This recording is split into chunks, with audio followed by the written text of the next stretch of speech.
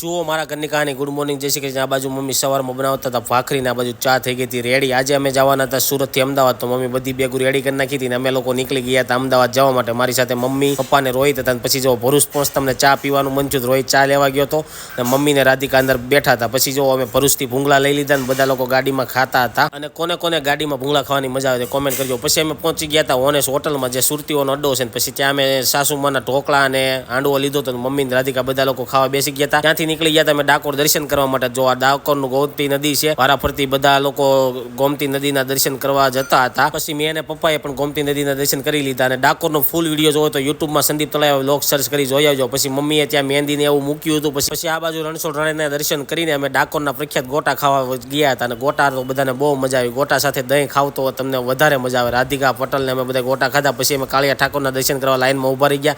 Finally અમને દર્શન થઈ ગયા. ત્યાંથી અમે નીકળી ગયા અમદાવાદ જવા માટે. અમદાવાદના